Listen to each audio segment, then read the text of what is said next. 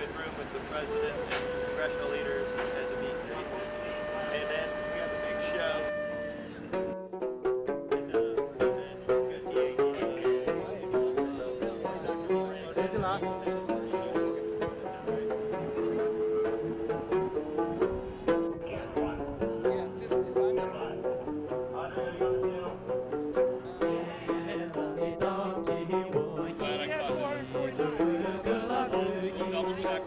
I think it sends a strong message from our point of view.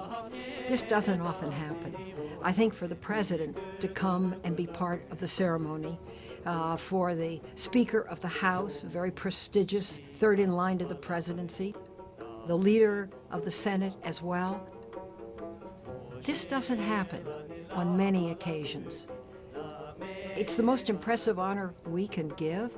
I mean, it's been given to Mother Teresa, it's been given to Nelson Mandela, and this is the quality of individual that receives that award. And I think for the Dalai Lama to receive it really puts him at the forefront of great people.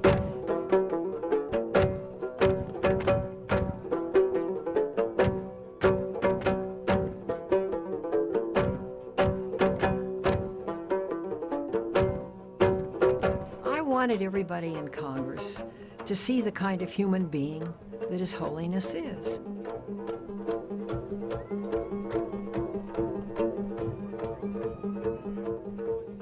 So it was a united government, and I think people came to really understand the significance of His Holiness in ways that perhaps they had not before.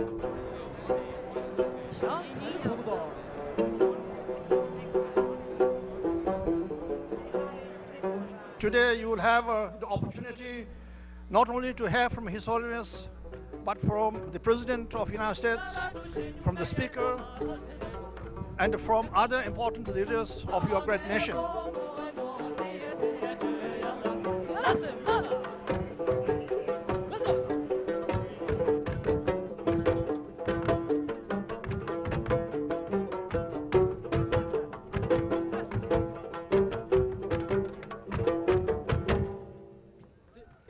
Ladies and gentlemen, the joyous occasion is approaching when we move from this stage to stage inside here, where His Holiness the Dalai Lama is about to receive the Congressional Medal.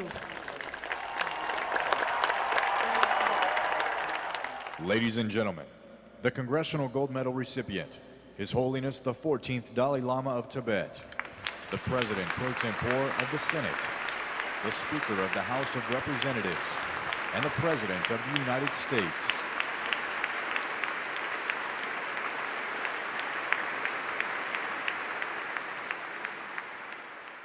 Ladies and gentlemen, we ask that you'd please remain standing for the presentation of the colors by the United States Armed Forces Color Guard and the singing of our national anthem.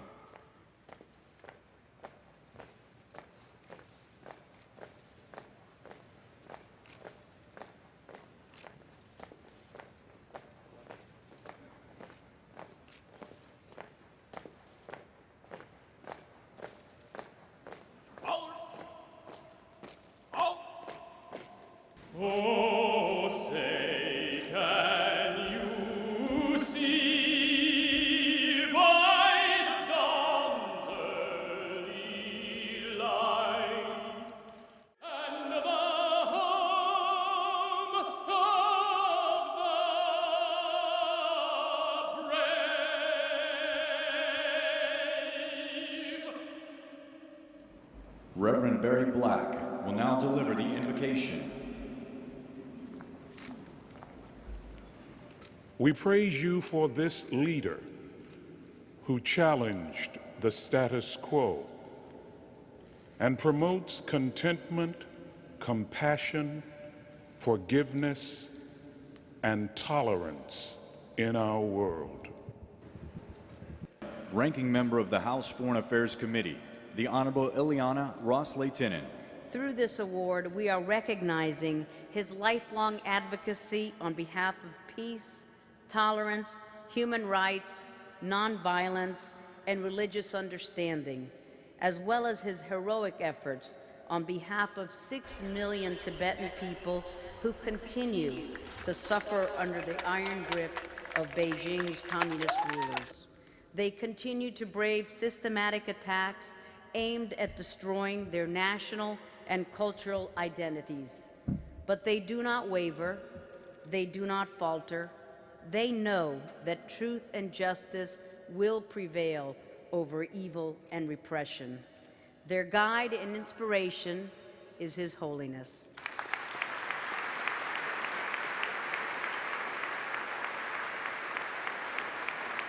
Ladies and gentlemen, Chairman of the House Foreign Affairs Committee, the Honorable Tom Lantos. What accounts for the rise of this humble Buddhist monk from near obscurity to the global phenomenon that he has become? It is not lobbies, it is not economic power, it is not political influence, it is moral authority.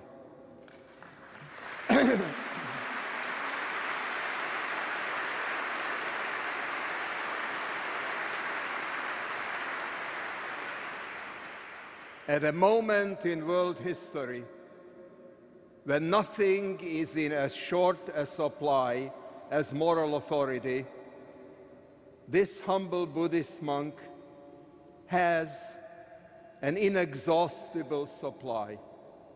And this accounts for the respect, the admiration, the love that people have for him across the globe. I want our friends in Beijing to know that while occasionally we look like a divided country, we are all united, the President and Mrs. Bush and the Speaker and all of us across the aisle, in making this plea. Let this man of peace visit Beijing.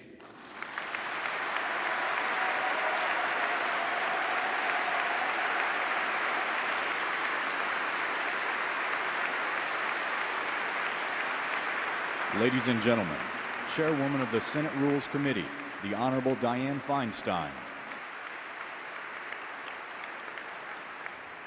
Through our many talks, I know the Dalai Lama is a reasonable man. He is not seeking independence, but meaningful autonomy within the People's Republic of China.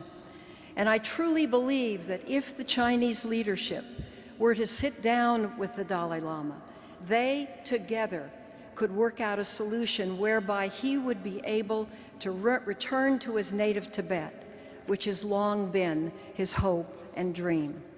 This, sadly, has been a lost opportunity. The simple truth is, I can think of no one who more embodies the spirit of the Congressional Gold Medal than His Holiness the Dalai Lama. Thank you.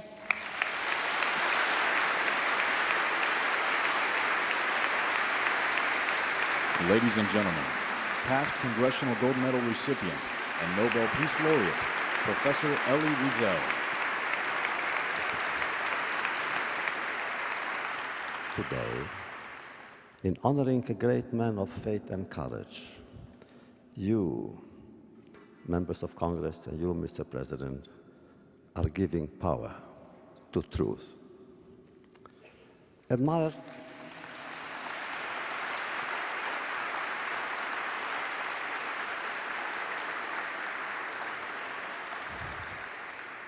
Admired by millions all over the world, true to his tradition and open to all others, forever ready to listen and willing to learn, His Holiness the Dalai Lama is a man of profound spiritual conviction who believes that, like all people his own in Tibet, have the right to live a sovereign, religious and cultural life.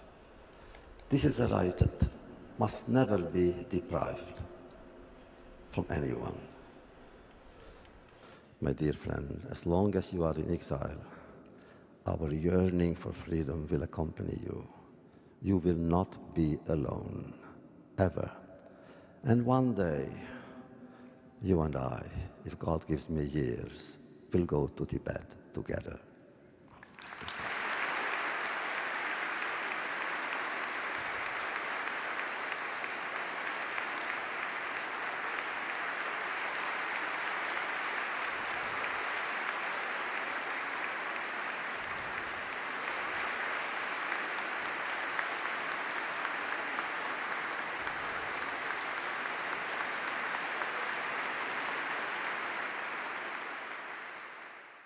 Ladies and gentlemen, Republican Leader of the United States House of Representatives, the Honorable John Boehner.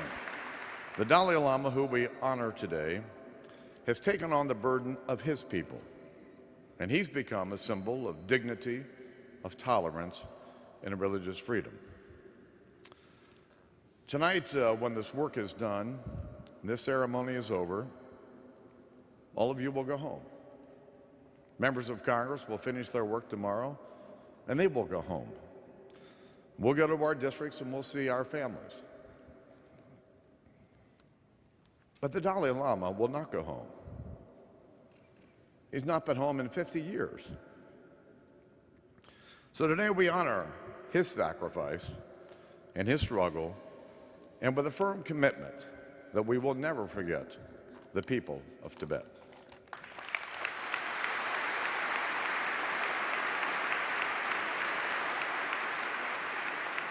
Ladies and gentlemen, Republican Leader of the United States Senate, the Honorable Mitch McConnell. Your Holiness, America admires you. We thank you, and you're always welcome here. I also want to recognize someone who could have stayed home this afternoon but didn't. U.S. presidents have met privately with the Dalai Lama for years, but it wasn't until today that any of them had lent the prestige of the office to a public event in his honor.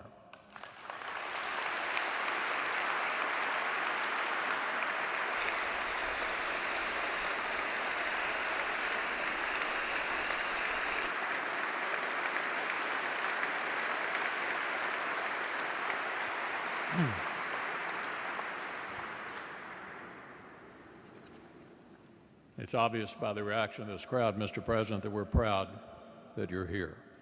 You join a growing list of world leaders who are stepping forward to say in public what the world has long known. The Tibetan people have a right to their heritage, their freedom, and the man we honor today is not only courageous, but also right to demand both.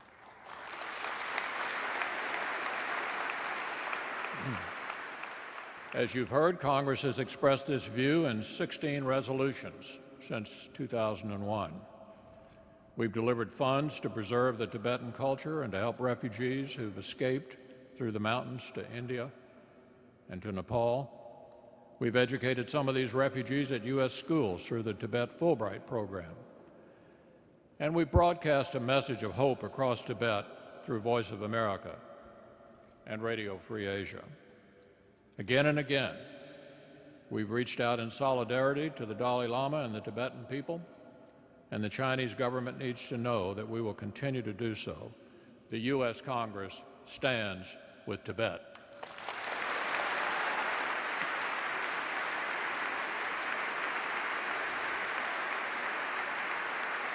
Ladies and gentlemen, Majority Leader of the United States Senate, the Honorable Harry Reid.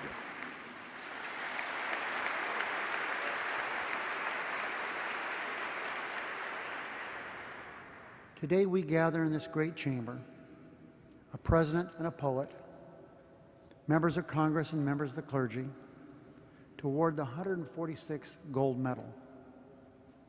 And I can think of no one living on the earth today more deserving of this honor than His Holiness, the 14th Dalai Lama of Tibet.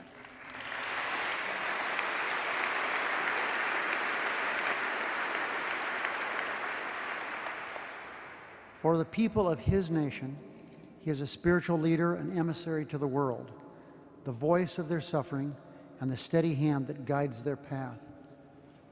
For those who are oppressed throughout the world and beyond the borders of Tibet, he is a voice of reason in crisis and wisdom in chaos.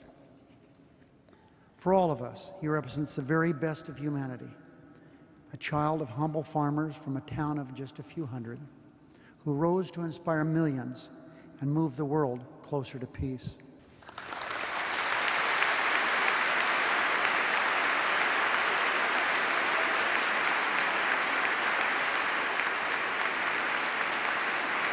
Ladies and gentlemen, the Speaker of the United States House of Representatives, the Honorable Nancy Pelosi.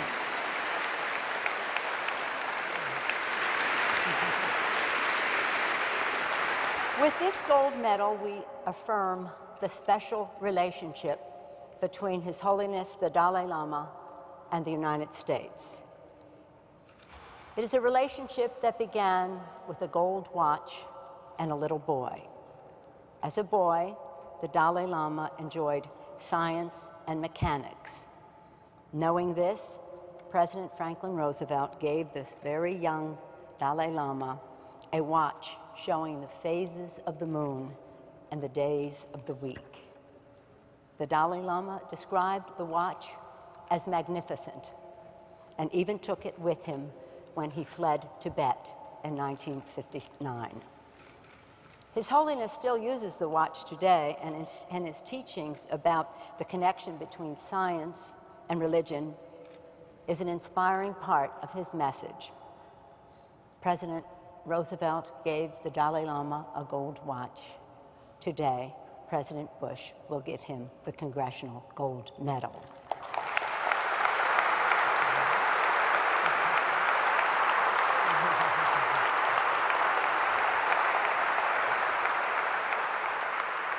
The Dalai Lama has expressed a willingness to visit China to engage directly with the highest level officials. I join Mr. Lantos and others who have in their hope that Beijing will take advantage of this opportunity and extend an invitation to His Holiness for substantive discussions.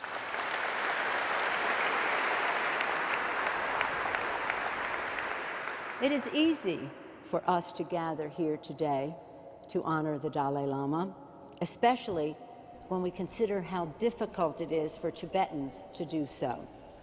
To meet with the Dalai Lama, Tibetans flee the repression in their own country and under the threat of torture and imprisonment for even having a picture of His Holiness, as Senator Mitchell mentioned. They walk for weeks without adequate food or clothing across the freezing Himalayan mountain passes. It is the most perilous escape route on earth. Today, with this gold medal, we honor the Tibetan people again and His Holiness the Dalai Lama for his many enduring and outstanding contributions to peace, nonviolence, human rights, and religious understanding. Your Holiness, you bring luster to this congressional award. You bring a challenge to the conscience of the world. And today, you bring peace to the capital of the United States. Congratulations and thank you.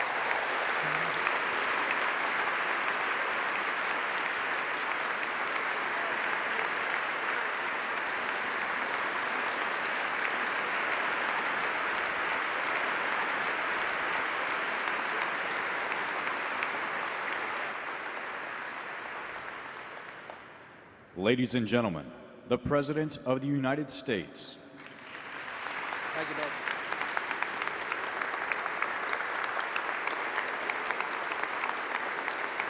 Thank you. Over the years, Congress has conferred the gold medal on many great figures in history, usually at a time when their struggles were over and won. Today, Congress has chosen to do something different. It has conferred this honor on a figure whose work continues and whose outcome remains uncertain. In doing so, America raises its voice in the call for religious liberty and basic human rights. These values forged our republic. They sustained us through many trials. and they draw us by conviction and conscience to the people of Tibet and the man we honor today. Consider where we gather today. This great symbol of democracy sits quietly near a Catholic parish, a Jewish synagogue, a Muslim community center, a Greek Orthodox cathedral, and a Buddhist temple, each with faithful followers who practice their deeply held beliefs and live side by side in peace.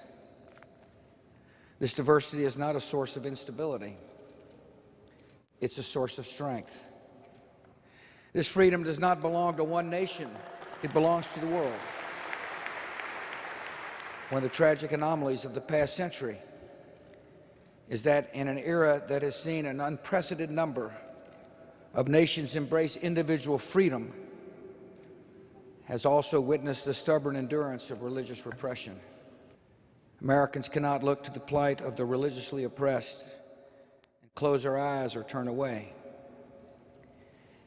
And that is why I will continue to urge the leaders of China to welcome the Dalai Lama to China.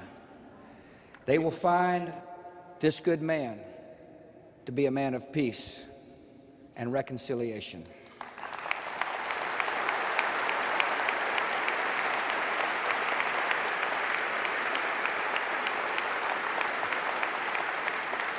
I congratulate His Holiness on this recognition. I'm so honored to be here with you, sir.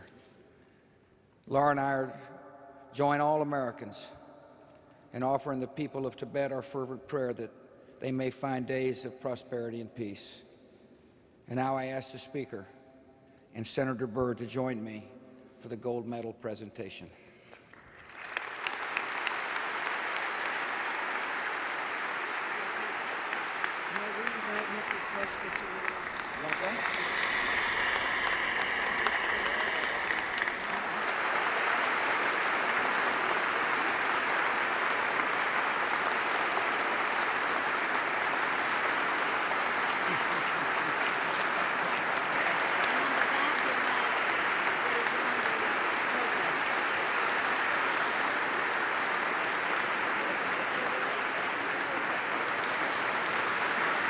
Ladies and gentlemen, His Holiness the 14th Dalai Lama, Tenzin Gyatso.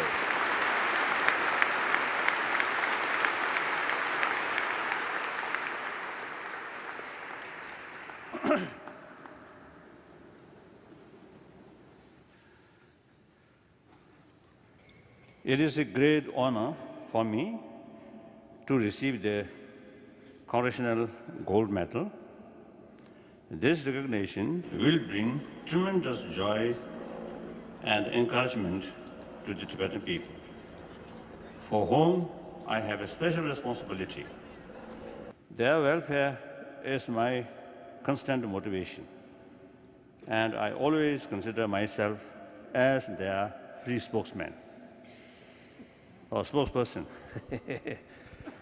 I believe that this award also sends a powerful message to those many individuals who are dedicated to promoting peace, understanding, and harmony. The consistency of American support for Tibet has not gone unnoticed in China, where this has caused some tension in the US-China relations. I feel a sense of regret. Today, I wish to share with you all my sincere hope that the future of Tibet and China will move beyond mistrust on a relationship based on mutual respect, trust, and recognition of common interest. On the future of Tibet, let me take this opportunity to restate categorically that I am not seeking independence. I am seeking a meaningful autonomy for the Tibetan people within the People's Republic of China. If the real concern of the Chinese leadership is the unity and stability of PRC, I have fully addressed their concern.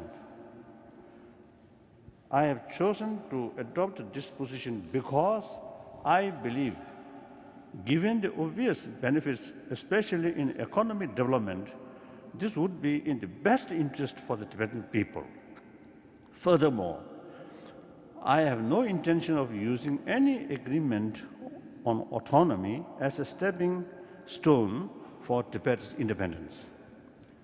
Sometimes Chinese accuse us that we are instrument of Western anti-Chinese forces. I don't think. Here, our supporters are also good friends of China.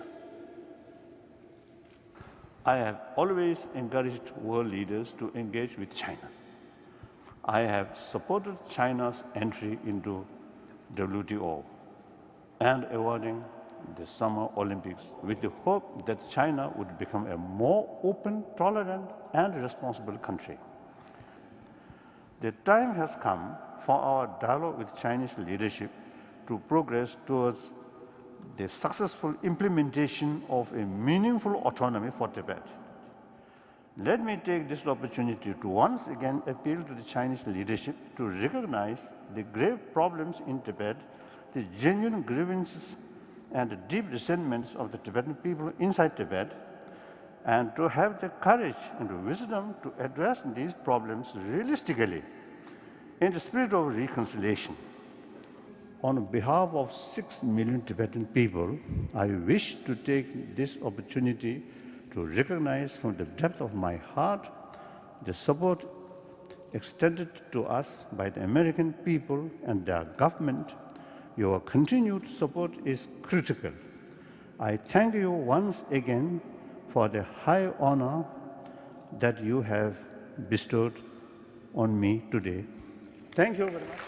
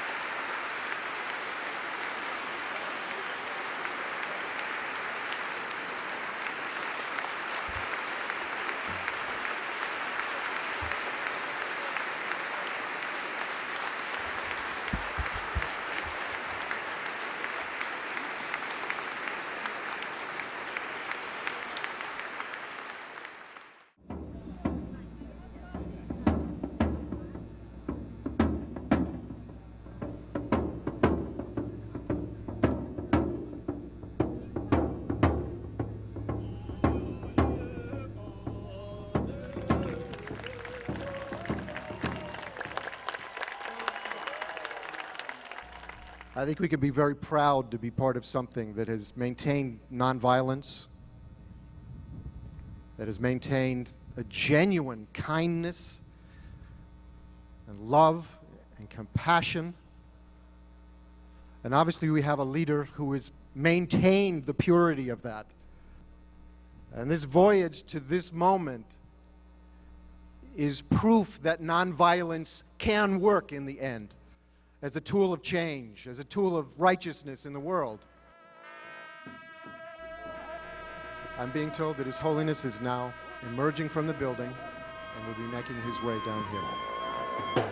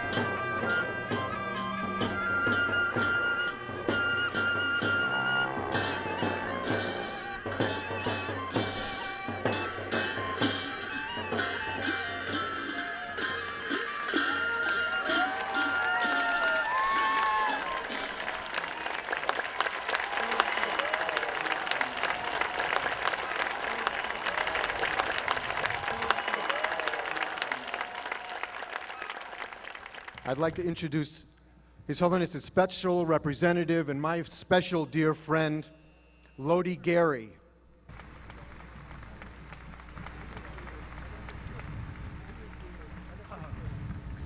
Honorable Speaker, this certainly is not of gold. It is not as prestigious as the gold medal, but this is a stupa, and in the Tibetan Buddhist tradition, each of the Buddha's accomplishments was celebrated with building of stupas. So they, on behalf of every Tibetan in North America, wanted to make a talking presentation to you, to the Congress of the United States, as our gratitude. Thank you very much. And now may I invite Honorable Speaker Nancy Pelosi, a great friend of His Holiness in Tibet, to speak to you. As Speaker of the House, it is my honor to welcome you to the steps of the Capitol for this very special occasion. Today, His Holiness the Dalai Lama honored us with his presence, and he came to receive the highest honor that the Congress has to offer, the Congressional Gold Medal.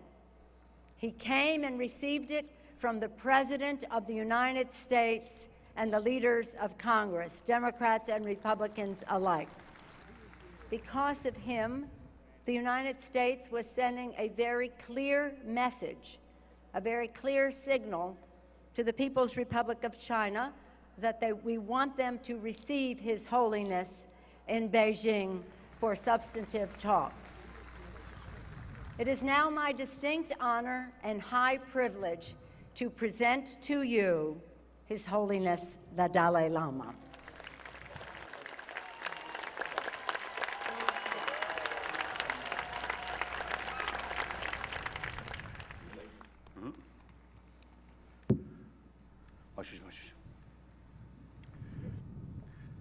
Wait a minute.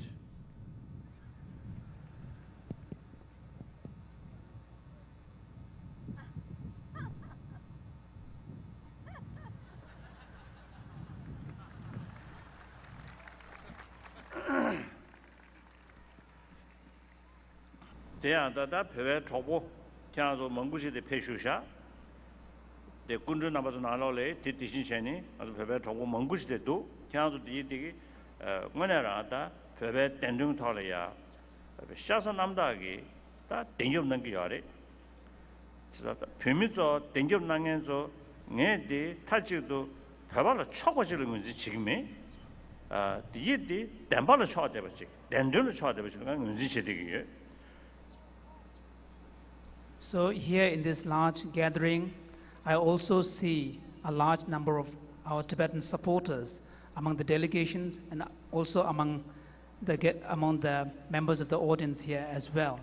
And your support to our cause, I do not, as I often explain, I do not see this as representing a kind of a biased standpoint where you are pro-Tibetan, but rather I recognize your support as representing pro-truth.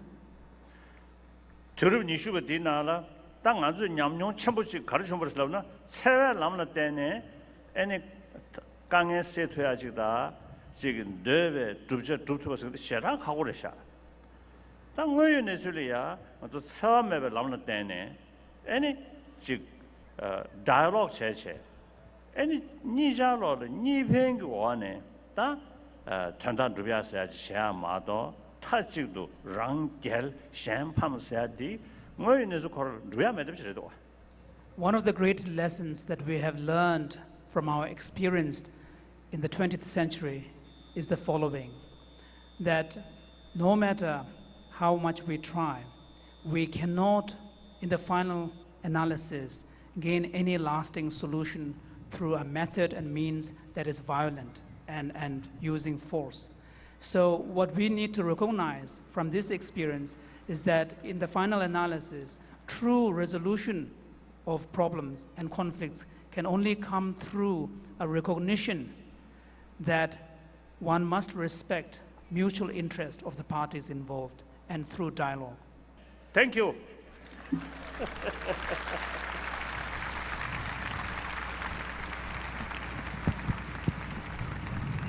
This was choreographed in honor of His Holiness.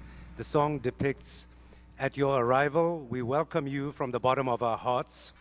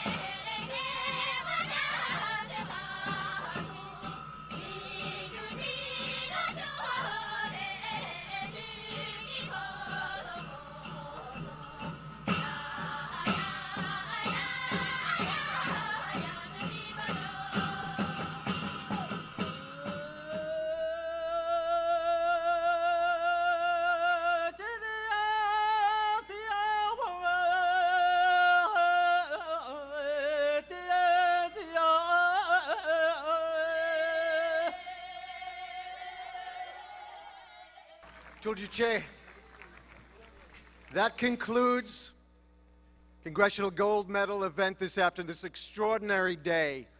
Emotional and memorable. Thank you so much, Your Holiness the Dalai Lama.